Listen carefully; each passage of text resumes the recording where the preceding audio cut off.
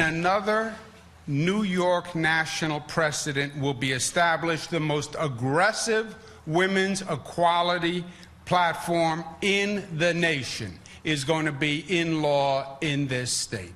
And that's the way it should be. New York passing a sweeping abortion law, allowing many abortions up until the day of the baby's birth. The move sparking outcry all across the country, with many Americans asking, how is this okay? All right, here to weigh in is New York City's Archbishop, Cardinal Timothy Dolan. Cardinal Dolan, we thought of you right away because there's a Catholic governor cheering the fact that abortion would be legal in this state up until almost birth. Yeah. Thanks for having me on. Please never use the word weigh in when I come on. I asked you to avoid that term. Right. Listen, no, thanks, Brian, for bringing it up. Ghoulish, grisly, gruesome, these are the words that people, independent observers, are using about this so-called Reproductive Health Act. The fact that he's a Catholic, as far as I'm concerned, has nothing to do with it. Any thinking human being that would want a baby, allow a baby to be aborted right up to the moment of birth. Any thinking, thoughtful, considerate human being that would think that a baby could be, the abortion procedure could go forward without proper medical care, as now doctors don't have to be there. Anybody that thinks that a baby who survives the gruesome abortion procedure and that a doctor is no longer required to attempt to save that baby's life, you don't have to be a Catholic to abhor those kind of things. I like what, remember Governor Casey in Pennsylvania? He's been gone about 20 years. So here's a liberal Democrat who said, a Catholic, by the way, who said, I didn't learn abortion was wrong in the catechism. I learned abortion was wrong in my biology books, in my study of law, particularly the Declaration of Independence and the 14th Amendment, and in ordinary common sense and human reason. This is just awful, and I don't know why we would brag about this. What bothers me, it used to be that our opponents, when it would come to pro-life, would say, look, we want to keep abortion safe, legal, and rare. They no longer find it a regrettable procedure. Right. They want it safe, legal, and rare. Are you kidding? Now it's going to become dangerous. A doctor's not even has to do it. It's going to become enforced because people with conscientious objection to this hideous procedure, right, healthcare workers, and there are many, are now going to have to do it, and it's going to become frequent. So safe, legal, and rare, forget it. It's now dangerous, it's now enforced, and it's now frequent. This is not good for our country. How can we brag about that? You pop champagne corks for that and drink Chablis and eat brie? Well, look you at light up the Empire State Building? Right, look at those images that we just put up, Cardinal. Just somebody cheering about it? I don't get it. Just the fact that the baby can be born alive and then they can terminate it. There are calls from people in the Catholic Church for Governor Cuomo to be excommunicated from the Catholic You're Church. telling me. I get wheelbarrows of letters every day. I think that would be counterproductive myself. For one... Well, he's not following Catholic doctrine. Well, I don't know if but there's my point, Steve. We would be giving ammo to our enemies who say this is an internal Catholic disciplinary matter.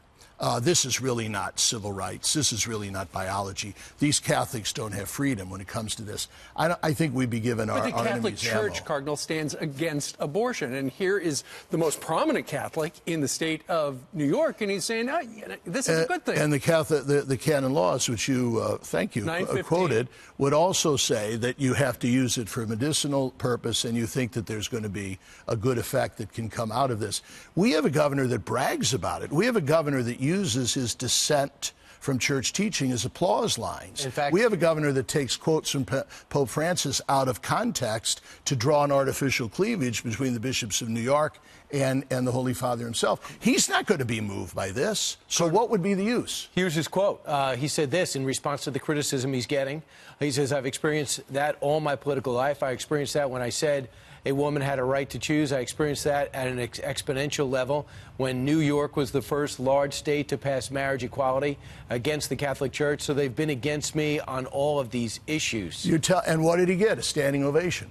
Yep. So he likes this. He likes being the PEC's bad boy when it comes to the Catholic Church. And what about denying him communion? Well, look, you're making me, I don't rarely get restless, but I am. That's kind of a pastoral issue that I think one has to talk to him about, and I think proper people have.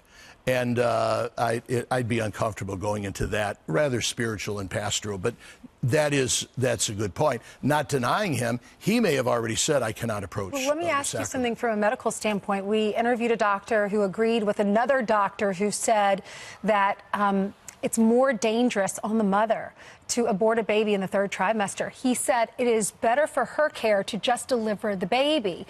The problem, and then you think about all these moms that want babies and can't have them, you know, and these babies could be placed in wonderful homes. Ainsley, that's another good point. Thanks for bringing it up. I'm saying, can't we work together for some positive mitigation of an unfettered abortion license? Can't we make adoption easier? Can't we help? Yes, adoption easier. Yeah, can't we make troubled moms and dads who are struggling through a pregnancy, can't we make it a little easier for them with the provision of medical care, with time off if they need it?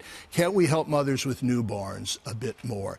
All these things, can't we at least say that people who find this a hideous procedure do not have to attend to it, a doctor or a nurse? Can't we at least say that if we know for sure that the heart is beating, abortion would not be allowed?